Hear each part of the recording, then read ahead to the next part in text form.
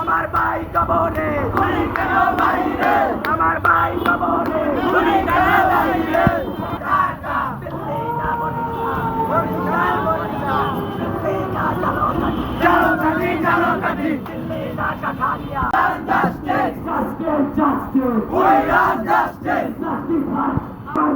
আমার খুনের বিচার চাই, বইরা গেছে হাবিব ভাই, আমার খুনের বিচার চাই, বিচার বিচার বিচার, জাস্টিস ফর জাস্টিস ফর আলাল সবুজের পতাকা, হারিনা আজাদি আজাদি আজাদি, আপোষ না সংগ্রাম সংগ্রাম সংগ্রাম, জিন্দাবাদ জিন্দাবাদ।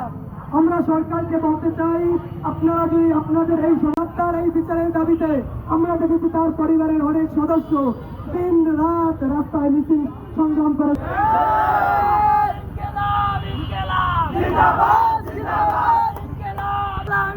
ইনকিলাব জিন্দাবাদ। সংগ্রামী সাথী ও বন্ধুগণ, আপনাদেরকে জানাই প্রাণ ভরা অভিনন্দন। আমার হাতি ভাই চেয়েছিলেন বাংলাদেশকে নতুন করে সাজাতে।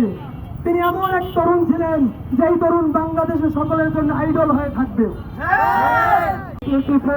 প্রকাশ্য হত্যাকাণ্ডের বিচার রাজধানী ঢাকাতে শুক্রবারে জুমার পরে যেভাবে একজন মানুষকে গুলি করে পালিয়ে যেতে পারে, সেখানে আমি আর আপনি তো একটু পোকা কীট পতঙ্গ।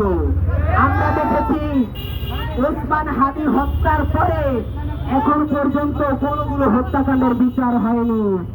আমরা ওসমান হাদির মুখ থেকে শুনেছি তিনি ইম্প্যাক্ট তৈরি করে দিতে চেয়েছেন, কিন্তু শুধু ইম্প্যাক্টটা শুধু লড়াইয়ের ইম্প্যাক্ট নয়, সেই ইম্প্যাক্ট হচ্ছে তার হত্যাকাণ্ডের বিচার যেভাবে হয়নি, অন্য হত্যাকাণ্ডের বিচার সেভাবেও এভাবেই আমাদের কাছ থেকে দূরে সরিয়ে নেওয়া হবে, আমাদেরকে ভুলিয়ে দেওয়া হবে।